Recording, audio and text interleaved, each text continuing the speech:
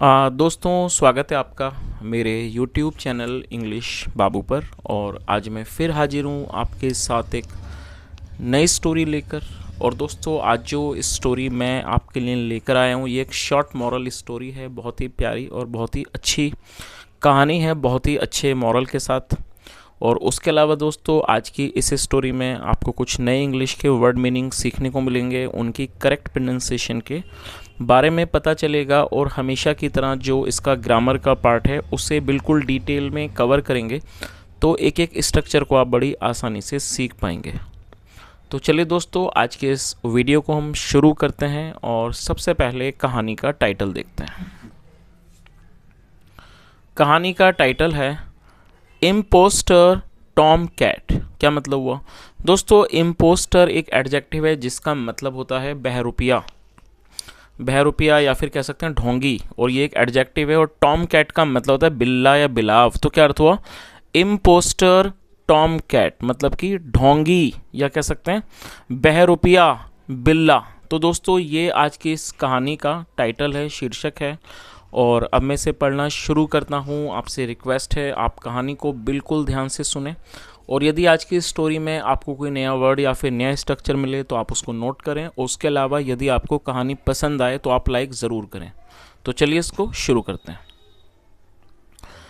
There lived many flocks of birds on a tree। क्या मतलब हुआ दोस्तों? ये जो वाक्य है ये पास्ट इंडेफिनिट का अफर्मेटिव वाक्य है। और जब हम पास्ट इंडेफिनिट में कोई भी अफर्मेटिव का वाक्य बनाते हैं तो वहाँ वर्ब की सेकंड फॉर्म का प्रयोग किया जाता है। लिव का अर्थ होता रहना, सेकंड फॉर्म में लिव्ड। तो क्या अर्थ हुआ? There lived many flocks. Flock का मतलब होता है झुंड, और ये फ्लॉक से there lived many flocks of birds on a tree मतलब एक पेड़ पर कई, मैनी मतलब कई, कई पक्षियों के झुंड रहते थे। An old vulture also lived under the tree. और दोस्तों, ये जो वाक्य है ये भी पास्ट इंडेफिनिट का अफर्मेटिव वाक्य है जहां वर्ब की सेकंड फॉर्म का प्रयोग किया गया है। लिव मतलब रहना, second form lived. An old vulture, vulture का मतलब होता है गिद्ध, एक बूढ़ा गिद्ध। एक बूढ़ा गिद्ध भी अंडर द ट्री मतलब एक बूढ़ा गिद्ध भी उस पेड़ के नीचे रहता था। Also lived under the tree. The birds used to feed the old one. दोस्तों, ये जो वाक्य है इस वाक्य में देखिए यूज टू का प्रयोग किया गया है। यूज टू का प्रयोग पास्ट के वाक्यों में कंसिस्टेंसी को दिखाने के लिए किया जाता है। जब आप कोई वाक्य बनाते हैं जहाँ ये दिखाते हैं पास्ट में कोई व्यक्ति किसी काम को बराबर किया करता था, किसी कंसिस्टेंसी को या आदत को दर्शाना चाहते हैं तो यूज टू का प्रयोग किया जाता है। और साथ में वर्ब की फर्स्ट फॉर्म लगाई जाती है। आप इसे नोट कर लीजिए। FEED, फीड का मतलब होता है किसी को खाना खिलाना, उसे फीड कहा जाता है। तो क्या अर्थ हुआ? The birds used to feed the old one मतलब कि पक्षी उस बूढ़े को खाना खिलाते थे, खाना खिलाया करते थे। इन रिटर्न, दोस्तों रिटर्न का मतलब होता है बदला। इन रिटर्न मतलब कि बदले में। It looked after their chicks. आप इस वर्ड को चाहें तो नोट कर लीजिए। लुक आफ्टर का मतलब होता है देखभाल करना, और ये सेकंड फॉर्म है। और दोस्तों, यहाँ जो इट है ये उस वल्चर के लिए, गिद्ध के लिए प्रयोग किया गया है प्रोनाउन के तौर पर। प्रोनाउन का मतलब होता है सर्वनाम। और यदि आप इसे आसान शब्दों में समझें तो प्रोनाउन का मतलब होता है ऐसा शब्द जो किसी नाउन के स्थान पर यूज़ किया जाता है, उसको प्रोनाउन कहते हैं, जिसे हिंदी में सर्वनाम कहा जाता है। तो आपने इसे ज़रूर सुना होगा। तो यहाँ पर उस वल्चर के लिए इट का यूज़ किया गया। और आप इस बात को भी याद रखें, जब आप किसी पशु या पक्षी के लिए प्रोनाउन का प्रयोग करना चाहते हैं तो वहाँ पर इट का यूज़ किया जाएगा। इन रिटर्न बदले में, it looked after their chicks, वो उनके चूज़ों की, उनके बच्चों की देखभाल करता था। चलिए, तो दोस्तों यहाँ तक आपको समझ ही आ गया होगा कि एक पेड़ पर कई सारे पक्षियों का झुंड रहता था और वहाँ एक गिद्ध भी रहता था। और जो बर्ड्स थे, जो पक्षी थे, वो उस बूढ़े गिद्ध को खाना खिलाते थे और बदले में वो उनके बच्चों की देखभाल करता था। चलिए आगे देखिए।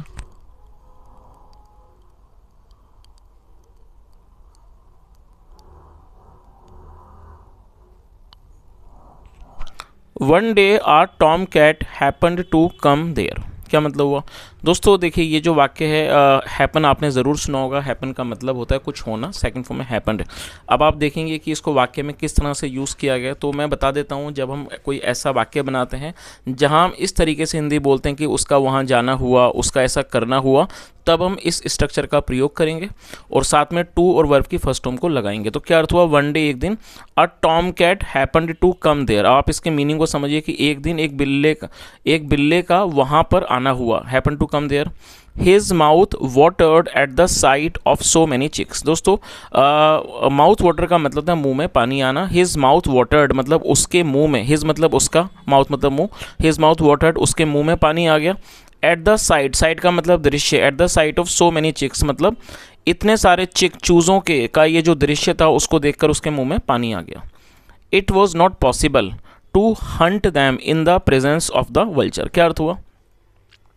और दोस्तों ये जो वाक्य है सिंपल पास्ट का वाक्य है। सिंपल पास्ट का मतलब जब हम पास्ट में कोई ऐसा वाक्य बनाते हैं जहाँ पर हम वॉज या वर्ब का प्रयोग करते हैं और साथ में नाउन एडजेक्टिव को लेकर वाक्य को बना देते हैं बिना किसी वर्ब का प्रयोग किए, और इस तरह के वाक्यों को नो एक्शन सेंटेंस भी कहा जाता है। और दोस्तों प्रेजेंस का मतलब होता है उपस्थिति। तो क्या इस लाइन का क्या अर्थ निकला, it was not possible to hunt them. Hunt का मतलब शिकार करना, it was not possible to hunt them मतलब उनका शिकार करना संभव नहीं था। In the presence of the vulture, vulture की मतलब गिद्ध की उपस्थिति में, मौजूदगी में। तो इस पूरी लाइन का क्या अर्थ निकला, it was not possible to hunt them in the presence of the vulture मतलब कि गिद्ध की उपस्थिति में उनका शिकार करना संभव नहीं था। सो इसलिए ही डिसाइडेड, उसने फैसला किया, टू बी फ्रेंड्स। दोस्तों देखिए यहाँ पर आपको एस नज़र आ रहा होगा, लेकिन ये एक मिस्टेक है। ये जो एस है आप इसको ना पढ़ें क्योंकि ये कोई प्रिंट का मिस्टेक है। क्योंकि रूल ये होता है जब आप पहली वर्ब लगाएंगे उसके बाद दूसरी वर्ब को जोड़ना चाहते हैं तो पहले आप टू लगाना होता है। टू के बाद हमेशा ही वर्ब की फर्स्ट फॉर्म आती है, लेकिन यहाँ पर फिफ्थ फॉर्म है तो ये गलत है। तो आप इसको सिर्फ बी फ्रेंड पढ़ें। ये एक प्रिंटिंग का मिस्टेक है तो मैं नहीं चाहूँगा आप गलत सीखें। तो और इस रूल को भी मैं समझा देता हूँ। जब आप कोई ऐसा वाक्य बनाएंगे जहाँ पे आप दो वर्ब का प्रयोग करना चाहते हैं तो पहली वर्ब को आपको टेंस के अकॉर्डिंगली यूज़ करना है। अब देखिए ये जो वाक्य है ये पास्ट इंडेफिनिट का अफर्मेटिव वाक्य है, और रूल के अनुसार जब आप पास्ट इंडेफिनिट में कोई भी अफर्मेटिव का वाक्य बनाएंगे तो वहाँ सेकंड फॉर्म लगाएंगे। तो आपने सेकंड फॉर्म लगाई और उसके बाद जब आप अगली वर्ब आपका को प्रयोग करनी है तो पहले आपको टू लगाना है कंजक्शन के रूप में, और टू के बाद वर्ब की फर्स्ट फॉर्म आती है। और दोस्तों ये रूल कभी भी चेंज नहीं होता, तो यहाँ टू के बाद फर्स्ट फॉर्म ही आएगी। और आप इसकी मीनिंग को नोट कर लीजिए। बी फ्रेंड का अर्थ होता है किसी से दोस्ती करना। तो इसने क्या अर्थ हुआ, सो इसलिए ही डिसाइडेड, उसने फैसला किया, to befriend the vulture, उसने फैसला किया, उसने गिद्ध से दोस्ती करने का फैसला किया। And made friendship offer, offer का मतलब प्रस्ताव, और उसने एक दोस्ती का प्रस्ताव बनाया और उसने दोस्ती का एक प्रस्ताव किया। चलिए आगे देखिए।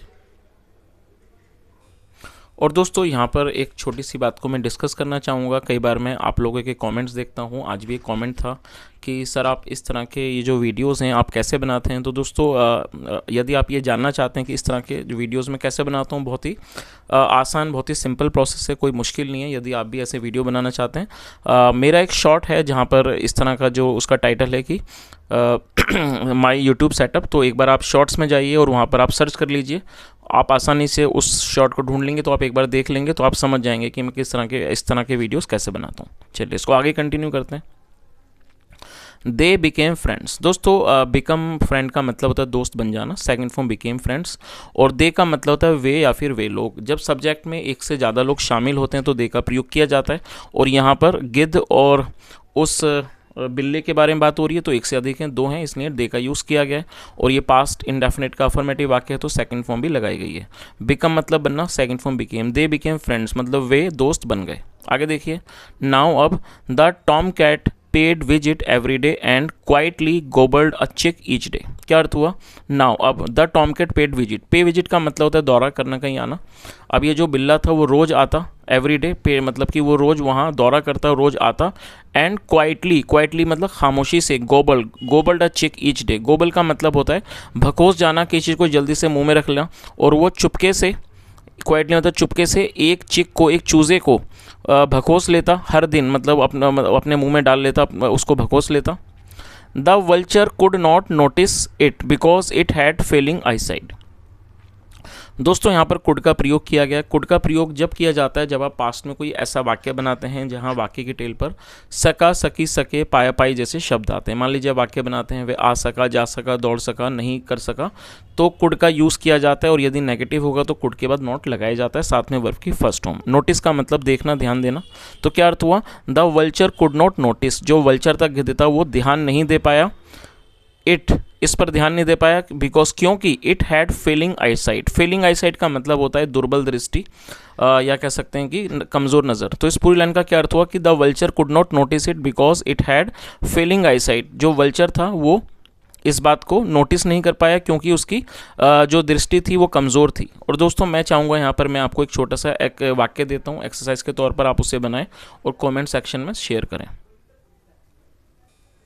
चलिए आप एक बार उसे नोट कर लीजिए। वाक्य है वह डॉक्टर नहीं बन सका। आई रिपीट द सेंटेंस, वह डॉक्टर नहीं बन सका। तो दोस्तों आपको इस वाक्य को ट्रांसलेट करना है और आप इसे कमेंट में बताएं। चलिए आगे देखिए। The birds on return would find a chick or two missing, but they were not sure about it because the chicks were always visiting one another in the nest। क्या अर्थ हुआ दोस्तों? ये थोड़ा बड़ा सेंटेंस है, इसको थोड़ा थोड़ा करके ट्रांसलेट करेंगे ताकि बिना कन्फ्यूजन के आप इसे समझ सकें। द बर्ड्स ऑन रिटर्न, जो पक्षी थे ऑन रिटर्न मतलब कि लौटने पर, वुड फाइंड, वो पाते, क्या पाते? अ चिक और टू मतलब एक या दो चूज़ों को, मिसिंग पाते, गायब पाते, but they were not sure, लेकिन वो निश्चिंत नहीं थे, अबाउट इट, इस बारे में। बिकॉज, और क्या कारण था? द चिक्स, जो चूजे थे, were always visiting one another, वो हमेशा एक दूसरे के पास जाते रहते थे। In the nest, in the nest मतलब कि घोंसलों में। तो इस पूरी लाइन का क्या अर्थ हुआ कि जो पक्षी थे जब वो वापस लौटते तो वो एक या दो चूज़ों को गायब पाते, लेकिन वो इस बात से श्योर नहीं थे। इसका कारण क्या था कि जो चूजे थे वो हमेशा ही एक दूसरे मतलब घोंसलों में एक दूसरे के पास जाते रहते थे। आगे देखिए। अ डे केम, एक दिन ऐसा आया, अ डे केम व्हेन, जब most of the chicks had become meals of the tomcat. और दोस्तों यहाँ भी एक गड़बड़ है, पता नहीं यहाँ ऐसा क्यों होता है कि कई बार बुक्स में भी कुछ ना कुछ प्रॉब्लम हो ही जाती है मिस्टेक की। यहाँ पर हेड के साथ थर्ड फॉर्म आना चाहिए लेकिन बिकेम है, तो आप इसे नोट ना करें। ये बिकेम ना माने, इसको बिकम ही माने, क्योंकि बिकेम तो सेकंड फॉर्म है और हेड के साथ सेकंड फॉर्म कभी नहीं आती। तो यहाँ पर CAM ही है, तो आप इसको COME मान के ही चलें। तो क्या अर्थ हुआ? अ डे केम, एक दिन आया, व्हेन, जब, मोस्ट ऑफ द चिक्स मतलब जब अधिकतर चूजे, हैड बिकम, वो बन चुके थे, मील्स ऑफ द टॉमकेट मतलब वो टॉमकेट का भोजन, खाना बन चुके थे। मील मतलब भोजन। तो इस पूरी लाइन का क्या अर्थ हुआ कि एक ऐसा दिन आया जब ज़्यादातर जो चूजे थे वो उस बिल्ले का खाना बन चुके थे। A suspicious myna investigated and found feathers of chicks in the tree hollow down there. क्या अर्थ हुआ? अ सस्पिशियस माइना, सस्पिशियस का मतलब होता है एक शक्की, जिसको संदेह, उसको सस्पिशियस कहा जाता है। और मैना एक पक्षी है जो एक मैना थी जिसको शक था। इन्वेस्टिगेटेड, उसने जांच की। एंड फाउंड, और उसने पाया। फाइंड मतलब पाना, सेकंड फॉर्म, और उसने पाया। फेदर्स ऑफ चिक्स, और उसने जो उस चूज़ों के जो पर थे उनको पाया। कहाँ पर पाया? In the tree hollow down there मतलब नीचे, जो पेड़ का जो होलो था। होलो का मतलब होता है एक ऐसा कोई छेद वगैरह, तो उसमें उसने उन पक्षियों के, चिक्स के परों को पाया। तो इस पूरी लाइन का दोबारा से मतलब समझ लीजिए कि एक जो मैना थी जिसको शक था, उसने जांच की और उसने जो चूज़ों के पर थे वो उसको मिले। कहाँ पर मिले? जो पेड़ के नीचे जो होलो था मतलब जो एक छेद था, उसे वहाँ पर उन चूज़ों के पर मिले। आगे देखिए। She informed the other birds, inform मतलब सूचित करना, सेकंड फॉर्म इन्फॉर्म्ड, उसने जो अन्य पक्षी थे उनको सूचित किया। The vulture has been eating our chicks. देखो दोस्तों यहाँ देखिए हैज़ बिन के साथ फोर्थ फॉर्म का यूज़ किया गया। ये वाक्य हमारा प्रेजेंट परफेक्ट कॉन्टिन्यूस का वाक्य है और आप इस चीज़ को नोट कर लीजिए। जब आप प्रेजेंट परफेक्ट कॉन्टिन्यूस में कोई वाक्य बनाएंगे तो हैज़ बीन या हैव बीन का यूज़ किया जाता है, साथ में वर्ब की फोर्थ फॉर्म लगाई जाती है। और प्रेजेंट परफेक्ट कॉन्टिन्यूस का मतलब होता है कि कोई काम हो चुका है उसके बाद भी वो हो रहा है। तो इस तरह के वाक्यों को प्रेजेंट परफेक्ट कॉन्टिन्यूस का वाक्य कहा जाता है। यदि सब्जेक्ट सिंगुलर होगा तो हैज़ का प्रयोग किया जाएगा ही, शी, इट या सिंगुलर में।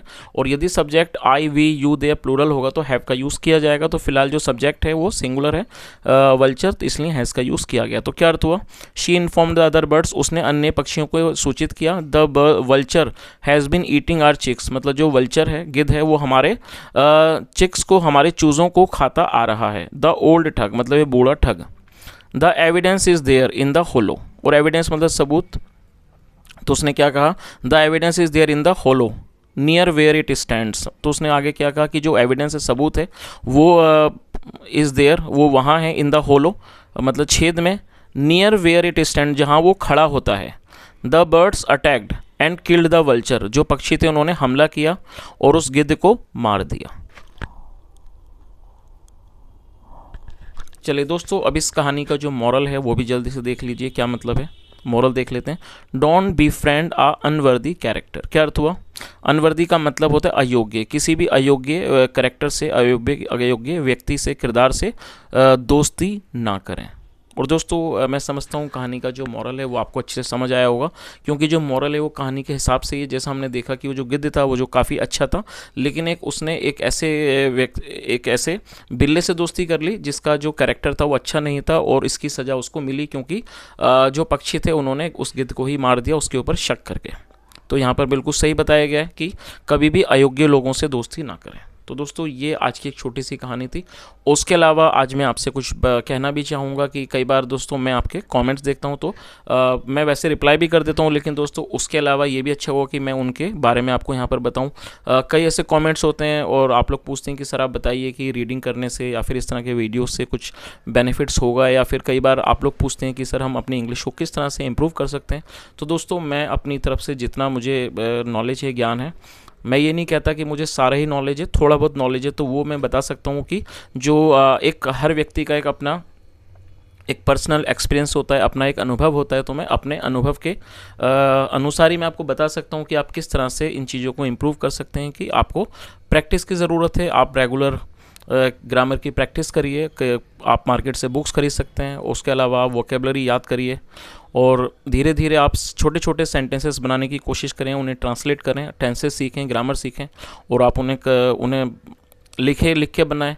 And apart from this guys, as I always believe in this thing that if you really want to improve your English, if you really want to improve your communication skills, then the easiest part is that you should start thinking and you should start speaking in English.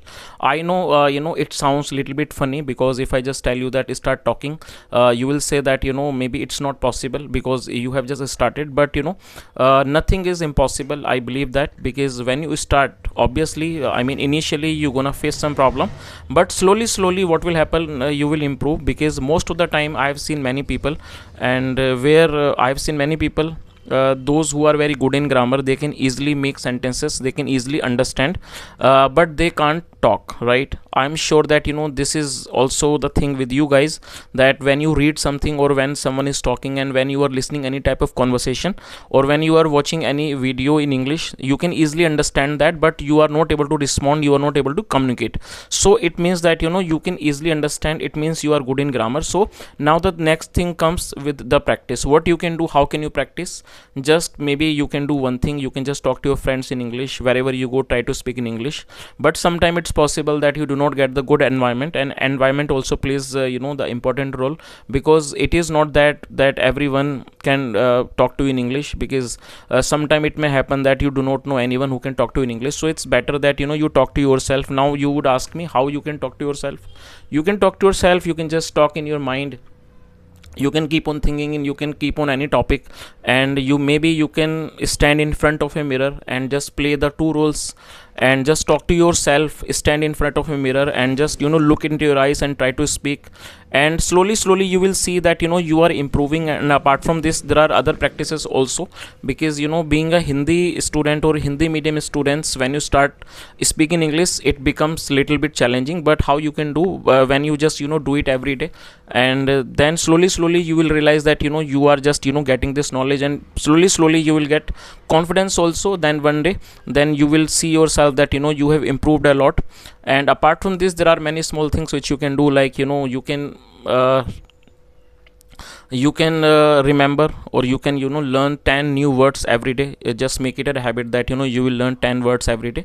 Those words can be verbs, adjective, noun, or simple noun, so it depends. And try to speak more and more in English only. And apart from this, that whenever you are watching anything on TV or mobile, maybe when you are watching some video, try to watch English videos. I know initially it is going to be little bit boring. When you do not understand, it becomes boring, but slowly what will happen, you will get into this habit, and you will start understanding. right? So you just need to change this, and I'm sure when you make small changes you will get good result. And try to speak in English only. Most of the time when we want to speak in English we are not able to speak. The reason is that because we are not in practice. So when you speak every day, like for half an hour, 1 hour, so what will happen, slowly you will get into this habit to speak in English, and then you will get confidence also. And apart from this there are other practices also. If you have any type of English book or any type of newspaper in English, you can just read that every day for half an hour, 1 hour, and try to read loudly, because when you read it loudly, what will happen, it will improve your confidence. And apart from this, it will also improve your uh, what you call it, pronunciation, because pronunciation is something which is very important. And when it is very important, why I'm saying this, when you go for the interview and when you are supposed to speak English, and if you are not able to pronounce a word properly, what will happen, maybe some people may not be able to understand you, and it will look very awkward, because when you are not able to pronounce a word, and then you also feel embarrassed. So it's better that you read some newspaper or any type of English book to improve your communication skills. And apart from this, it will also make you more clear, and it will make you more good in pronunciation, because pronunciation is very important. And I guess that pronunciation is the beauty of English. I hope you guys agree with me, because I also try to improve my pronunciation, because pronunciation is very important. Whenever you learn English for any type of professional purpose, for interview, then English pronunciation is something which is very important, which plays very crucial role. It improves your English, it beautifies your English. So guys, this is just from me, whatever little I knew I just told you. जो थोड़ा बहुत मुझे English बोलनी आती है, इतनी ही आती है, और आज मैंने थोड़ी कोशिश की कि मैं आप लोगों से थोड़ी बात करूं, बताऊं, आप बताएं कि आपको मेरी बताई गई बातें कैसी लगें। आप कमेंट में ज़रूर बताएं। सुनने के लिए thank you so much. Have a nice day and bye.